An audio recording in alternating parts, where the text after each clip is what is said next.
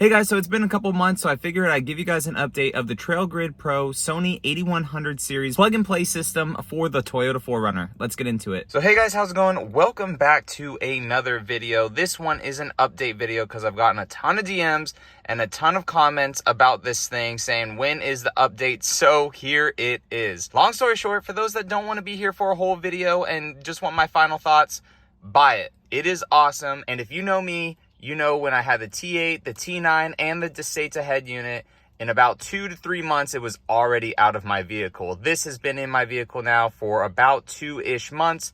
It's been working flawlessly. Now, one complaint, my only complaint, and it's not even TrailGrid's fault, is just that it does stick out ever so slightly, right? It does not cover the vents in the fact that it is intrusive for AC or for the heater.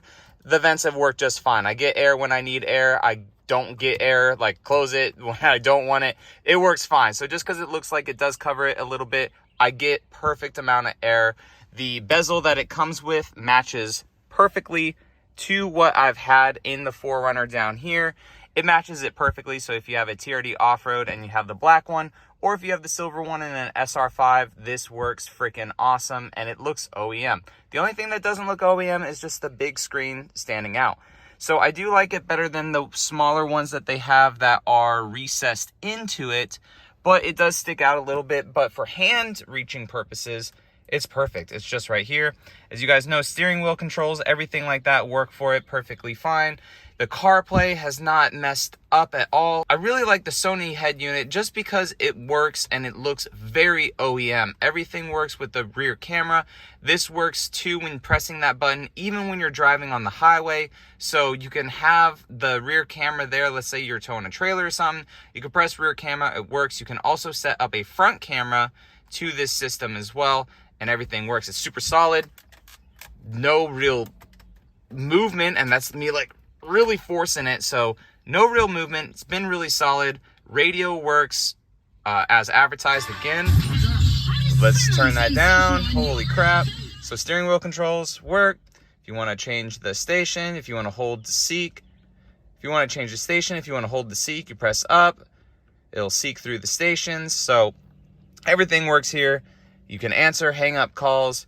And then CarPlay also works. So CarPlay works too. You can hold this for Siri. I can't do that because then it'll stop recording.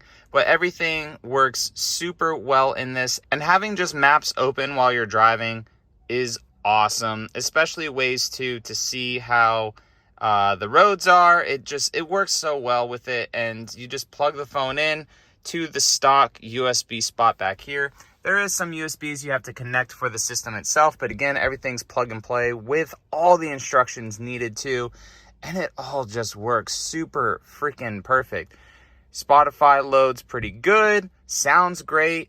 You can adjust all that stuff with this. Another gripe too that I have is that at nighttime, you can't dim the screen super bright, so it is a little bit bright of a screen at nighttime, but I mean, other than the bezel just being out ever so slightly and the dimness or the brightness at night, really my only two complaints. But those are so minor with how good this is compared to the stock Entune unit or any of the other devices I've had before with the T9, the Deseta, the T8. I haven't had the T10 yet, but it's just, that's the third time, I guess, and the other two weren't the best for me. So by far, if you're asking my opinion, this is by far the best system that I've used. Sony may not be the best head unit, right? You may like Pioneer or something else, or you could just do this yourself if you really wanted to. But for those of us that are DIY, who don't want to solder and they just want something that's plug and play, this is the system 100% for you guys, especially if you want a bigger screen too.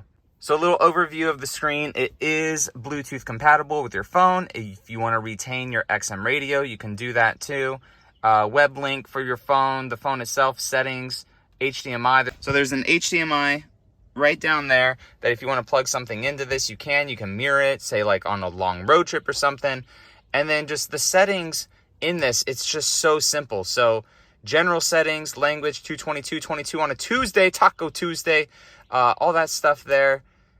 Sound, you can turn the beep off. You can do your whole EQ too. It's hard to see through the phone right now, sorry. And then visual, what I like about it, wallpaper, it's just simple. It's very OEM looking. If you want it to be OEM, you can really make it look OEM.